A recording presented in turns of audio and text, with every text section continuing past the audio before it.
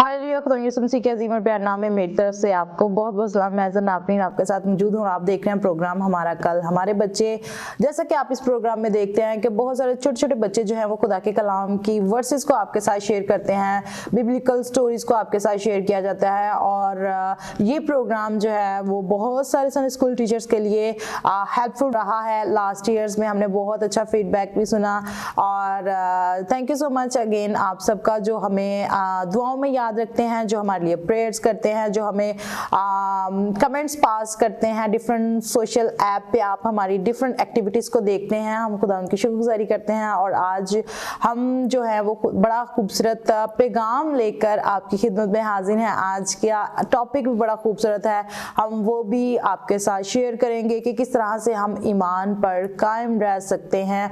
और खुदावंद यीशु मसीह के नाम से बहुत सारे मौजज़ात होते हैं। खुदा यीशु मसीह ने पहला मौजज़ा कहाँ किया, कब किया, ये भी आज हम आपके साथ शेयर करेंगे। सो अभी मैं आपके साथ एक वर्स शेयर करना चाहती हूँ। यूहन्ना की अंजील उसका 2 बाब उसकी 11वीं आयत पढ़ेंगे। बाइबल मुकद्दस में यूँ लिखा है, ये पहला मौजज़ा यीशु ने काना गलील में दिखाकर अपना जलाल ज़ाहिर किया और उसके शागिर्द उस पर ईमान लाए। क्या आप यीशु मसीह पर ईमान रखते हैं? अगर आप यीशु मसीह पर ईमान रखते हैं तो हमें किस तरह से दुआ मांगने की ज़रूरत है, हमारी दुआएं क्यों रुकी रह जाती हैं, आज मज़ीद हम इस प्रोग्राम में बात करेंगे। सो जैसा कि आप जानते हैं कि हमेशा मेरे साथ मेरे बड़े भाई पास्टर नील मौजूद होते हैं। आज मेरे साथ मौजूद है, अभी वक्त है कि उनको शो में वेलकम कहें। तो जी आपको शो में वेलकम कहते हैं। कैसे हैं आप? जी खुदावंद की शुक्रगुजारी फजल यसुक, आप कैसे हैं? मैं बिल्कुल ठीक हूँ। आज जबकि हम ईमान पर डटे रहने की बात करेंगे, लास्ट एपिसोड में हमने शेयर किया कि किस तरह से हमें दुआ मांगने की ज़रूरत है, खुदावंद मौजज़ात करने में कादिर है। मूसा की स्टोरी हमने शेयर की थी। आज हम ये शेयर करेंगे कि खुदा यीशु मसीह ने पहला मौजज़ा कब और कहाँ किया। खुदावंद यीशु मसीह ने आपकी ज़िंदगी में बहुत सारे मौजज़ात किए होंगे। यकीनन जिसकी ज़िंदगी में खुदावंद यीशु मसीह है, जिसकी ज़िंदगी में खुदावंद यीशु मसीह है, जो यीशु मसीह को ले लेता है, उसकी ज़िंदगी गवाहियों से भर जाती है। सो मेरे अजीज़ों, अभी वक्त है हम अपनी आंखों को बंद करें, सरों को झुकाएं और हम शज़ेल नसीम के साथ मिलकर दुआ मांगें।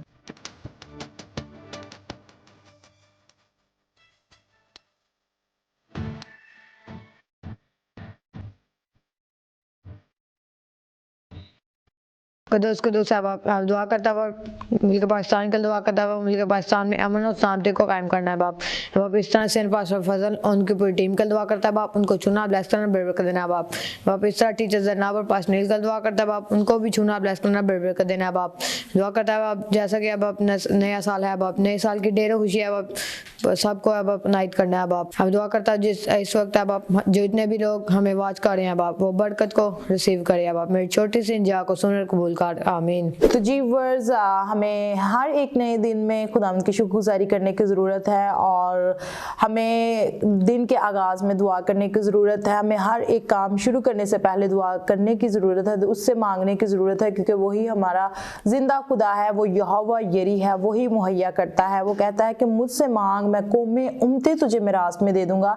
जब तक हम अपने लबों को बंद करके रखते हैं, हमें जो है उस तौर से आंसर नहीं मिल रहा होता, फिर लोग जो है वो बुड़बुड़ाना शुरू कर देते हैं कि हमारी दुआएं जो हैं वो रुकी हुई हैं, हमें दुआ का जवाब नहीं मिल रहा। और अगर पिछले साल में शैतान ने आपके मुंह को ताला लगाया हुआ था, अबलीस जो है वो लबों को बंद कर देता है ताकि लोग जो हैं उस तौर से उसकी वर्शिप ना करें, उसकी इबादत ना करें, खुदावंद के हजूर ना झुके।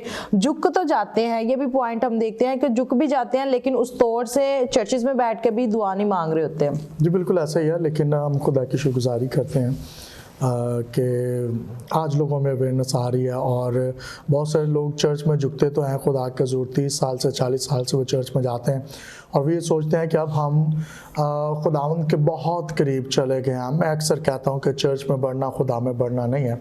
जब आप चर्च में बढ़ रहे हैं, शायद सिर्फ आप चर्च की रसूमात में बढ़ते चले जा रहे हैं, लेकिन खुदा में बढ़ने के लिए आपको उसके साथ रिश्ता अज़दवाज करके उसके साथ रफ़ाकत में रहने की ज़रूरत है। जी बिल्कुल, बड़ा खूबसूरत आप शेयर कर रहे हैं और हमें खुदावंद यीशु मसीह पर ईमान, यकीन और भरोसा रखने की ज़रूरत है। ईमान क्या है, आइए हम पास्टर अनिल से जानते हैं कि किस तरह से हम ईमान पर कायम रह सकते हैं। तो जी वर्ड्स हम जब खुदा के कलाम में से पढ़ते हैं अमाल 3:16 और वहाँ पर लिखा हुआ मिलता है, उसी के नाम ने उस ईमान के वसीला से जो उसके नाम पर है इस शख्स को मजबूत किया जिसे तुम देखते और जानते हो। बेशक उसी ईमान ने जो उसके वसीला से है ये कामिल तंदुरुस्ती तुम सबके सामने उसे दी। क्या कहते हैं आप? जी बिल्कुल ऐसा ही है, और मैं ये समझता हूँ कि ईमान के वसीला से जब हम ईमान रख लेते हैं, भरोसा रख लेते हैं, यानी फेथ में मजबूत हो जाते हैं, तो फिर खुदा ज़िंदगियों में काम करता है। और कोई भी मौजज़ा अगर बदनी तौर पर शिफा पाना चाहते हैं, फाइनेंस में चाहते हैं कि बरकत आ जाए, खुदा घराने को बहाल करे, बदरूहों से आज़ाद करे, तो उसके लिए ईमान का होना इंतहाई ज़रूरी है। और यहाँ पर भी यही कहा गया है कि वो शख्स का ईमान था तो वो शिफा पा गया, उसने फेथ रखा। तो यीशु मसीह जो है वो फेथ हीलर है।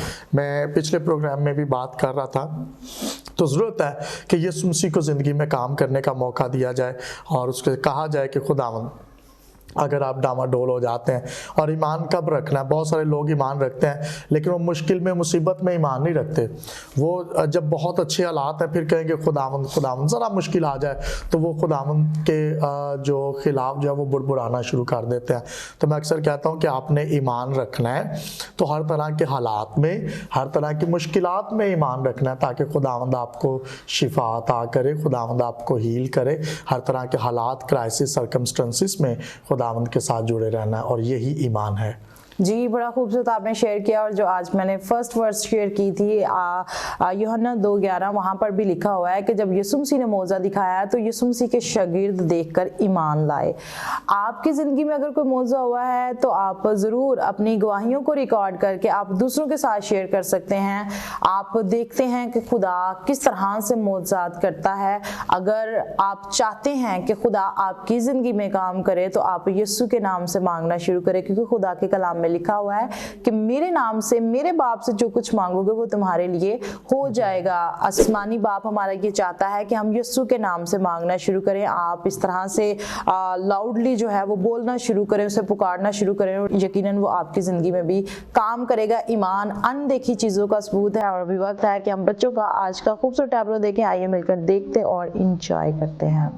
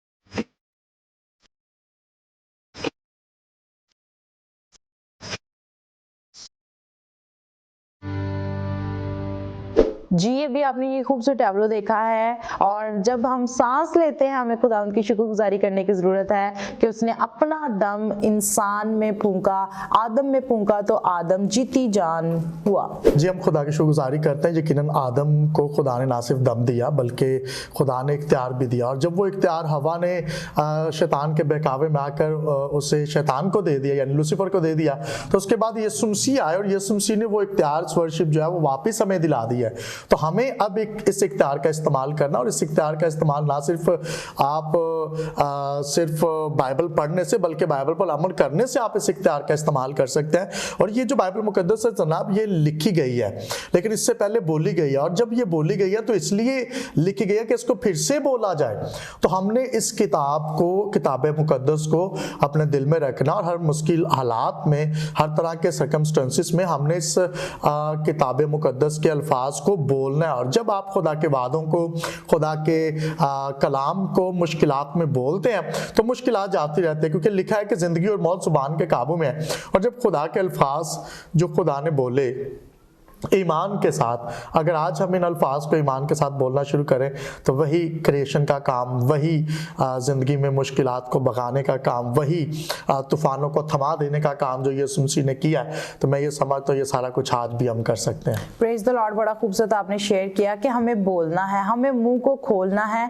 खुदा ने हमें इख्तियार दिया है कि तुम सांपों और बिच्छुओं को कुचल सकते हैं।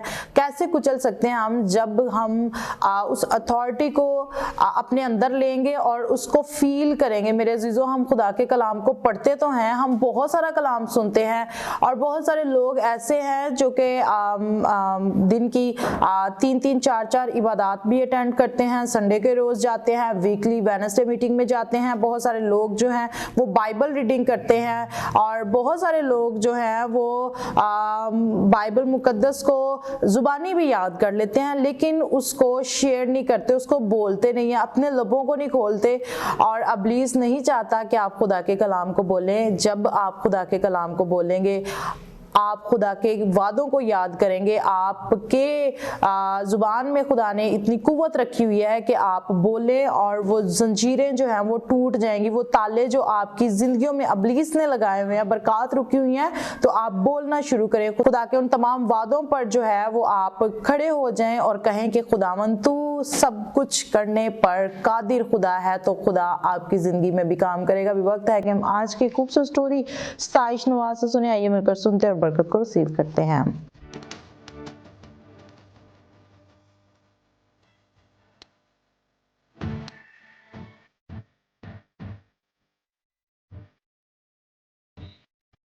मेरी तरफ से आप सबको सलाम। मेरा नाम स्ताइश नवाज है। आज की मेरी स्टोरी का टॉपिक है काना गलील में शादी।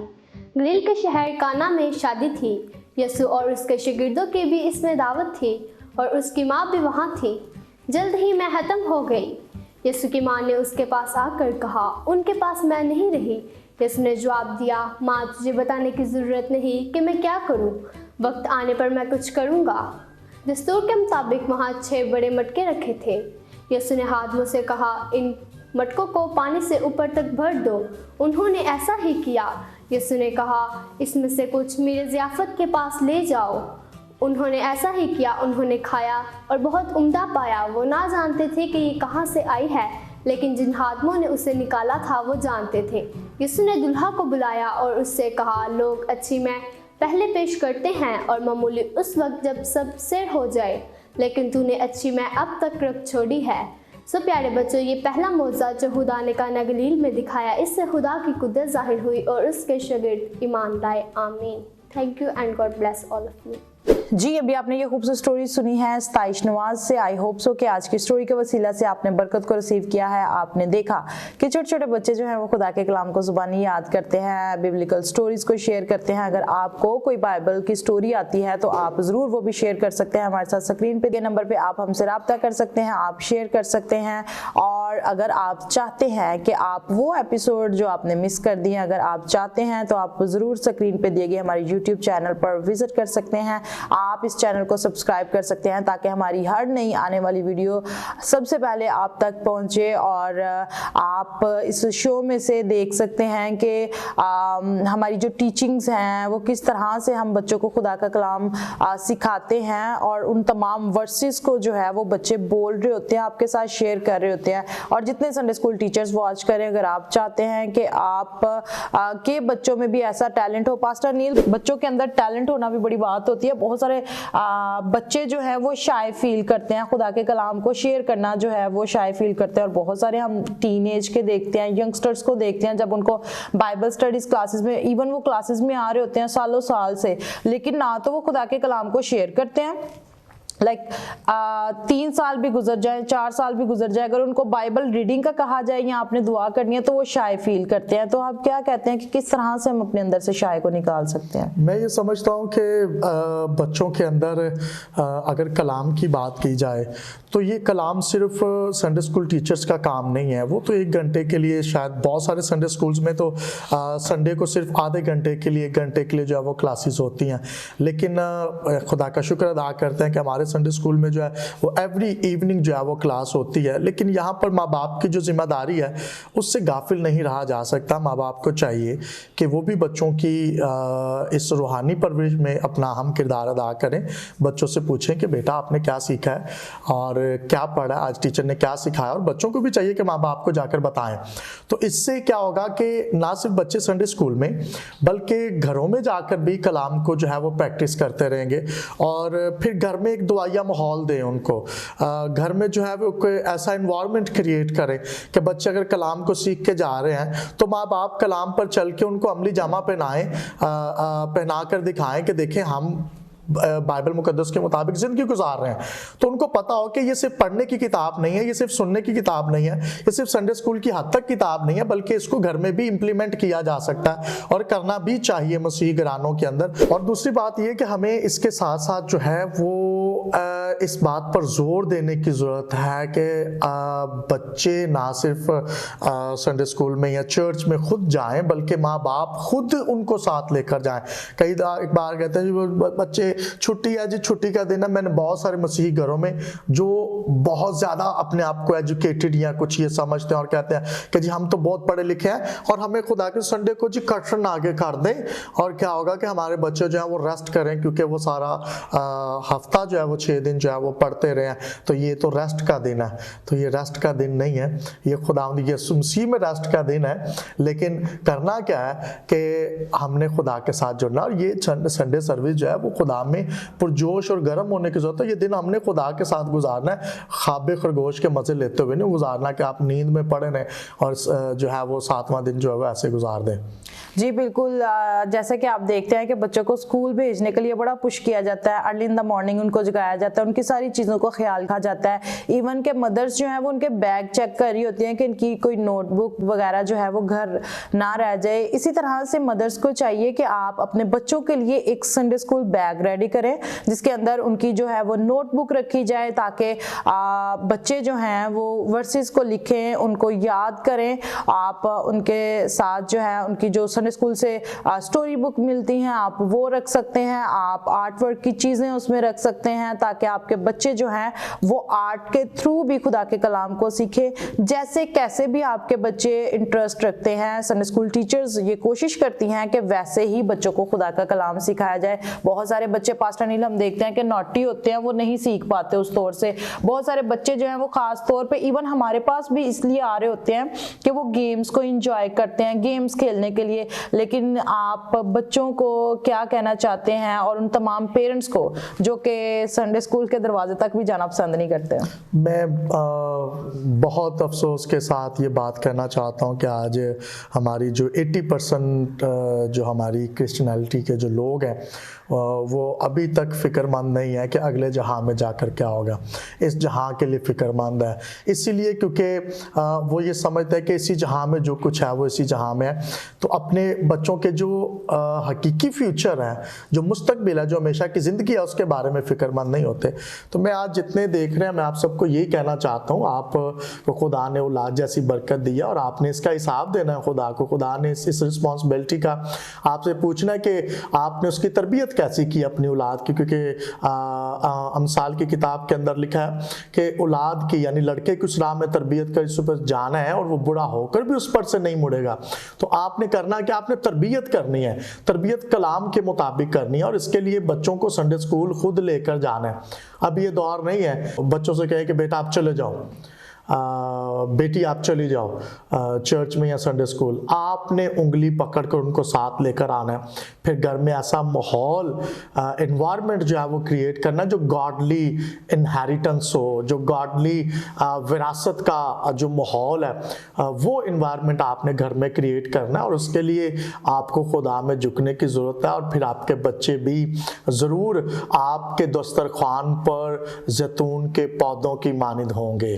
जी बिल्कुल, बड़ा अच्छा आपने शेयर किया। और हम देखते हैं कि जैसे बच्चे जो हैं वो एग्ज़ाम्स की तैयारी करते हैं और मदर्स जो हैं वो उनको कैरी होती हैं कि आपने अच्छे नंबर लेके पास होना है। मेरे अजीज़ों, इस दुनिया में रहते हुए भी हमें तैयारी करने की ज़रूरत है कि हम जब खुदा के हजूर जाएं तो हमारे नाम भी किताब हयात में लिखे मिले। हमें अपने आप को तैयार करने की ज़रूरत है, खुदा के कलाम को पढ़ने की ज़रूरत है। ये वो खुदा का कलाम जो हमें ये रास्ता बताता है कि हमने अच्छी जगह को चूज़ करना है। जगह दो ही हैं, एक अच्छी जगह और एक बुरी जगह है। आप पे डिपेंड करता है कि आपने किस जगह को चूज़ करना है। 2024 का साल जो खुदा ने आपको दिया है, आप ज़रूर जितने पेरेंट्स वॉच करें, आपसे कहना चाहती हूँ आप अपने बच्चों पर गौर करें और आप अपने बच्चों को ज़रूर संडे स्कूल तक पहुँचाएं। आप उनकी टाइमिंग का ख्याल रखें, आप उनकी सारी चीज़ों का ख्याल रखें ताकि आपके बच्चे जो हैं वो डिफरेंट गेम्स के वसीला से, आर्ट वर्क के वसीला से, स्टोरीज़ के वसीला से, बिब्लिकल वर्सेस के वसीला से और इसी तरह से और दीगर जितनी भी एक्टिविटीज़ करवाई जाती हैं उसके वसीला से खुदा के कलाम को सीखें, खुदावंद में बढ़ें, खुदावंद में तरक्की करें। और मेरी दुआ है कि आपके बच्चे जैसे जैसे कदोकामत में बढ़े, खुदावंद में बढ़ते और तरक्की करते चले जाएं। हम आपके तमाम बच्चों के लिए भी दुआ गो हैं। अभी वक्त है कि हम बच्चों के साथ मिलकर आज की खूबसूरत गेम खेलेंगे। बड़ी खूबसूरत गेम है। बच्चों को कॉटन दी जाएगी और स्ट्रॉ के थ्रू जो है वो दूसरे कप में ट्रांसफ़र करेंगे। आइए आज की गेम देखते और एंजॉय करते हैं हम।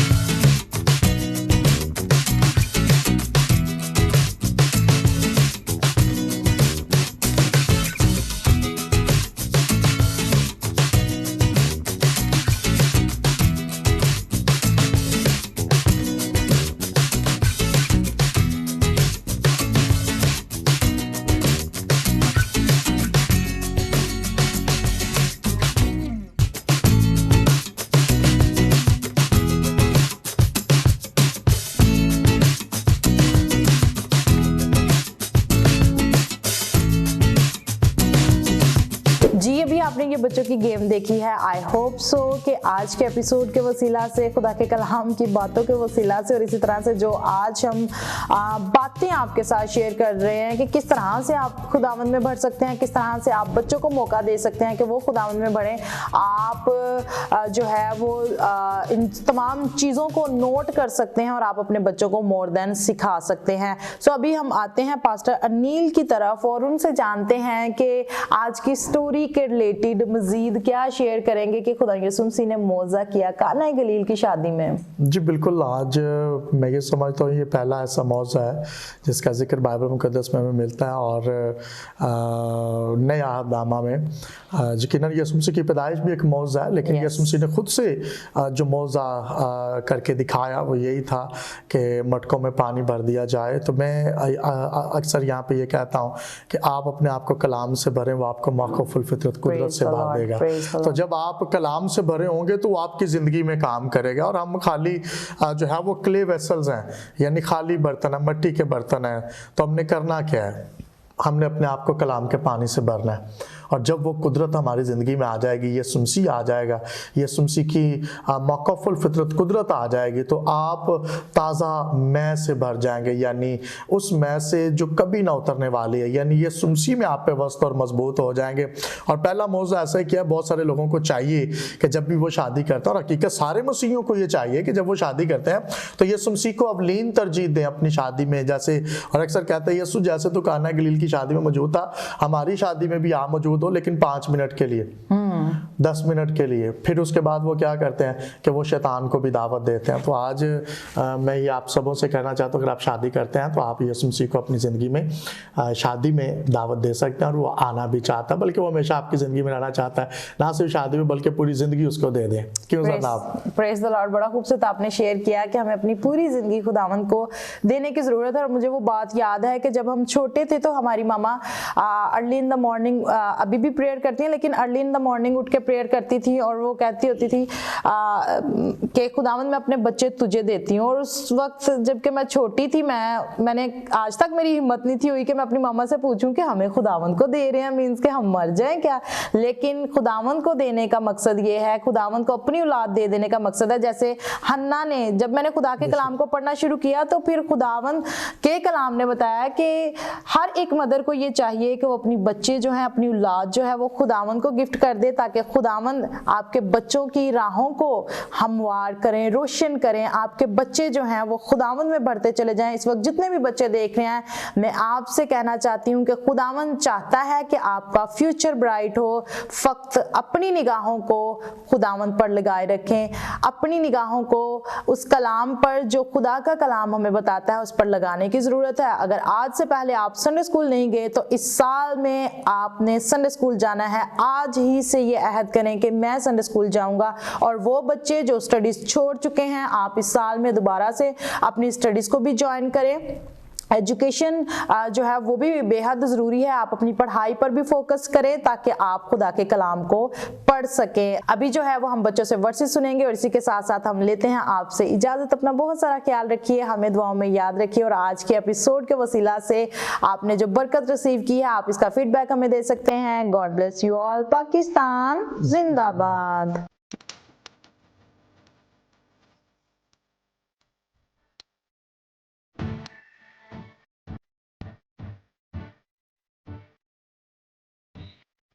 कमी वाला बाप दो वाई जितना कि हम चकना बनो बल्कि अकल नहीं हो जाने से अपनी चुल्हे पर देख लो। आमीन। पहला यूहन्ना 4:8 जो मोहब्बत नहीं रखता वो खुदा को नहीं जानता क्योंकि खुदा मोहब्बत है। आमीन। इंसान 16:25 ऐसी राह भी है जो इंसान को मालूम होती है पर उसकी इंतहा में मौत की राह है। आमीन। इंसान 16:7 है तबिस्तान की लब से जान को पसंद आती है तो वो उसके जिस्मों को भी उसके दोस्त बनाता है। आमीन। तुम बड़ा बाप दो है इस जहाँ के हम शक्ल ना बनो बल्कि अकल नहीं हो जाने से अपनी सूरत बदल जाओ। आमीन।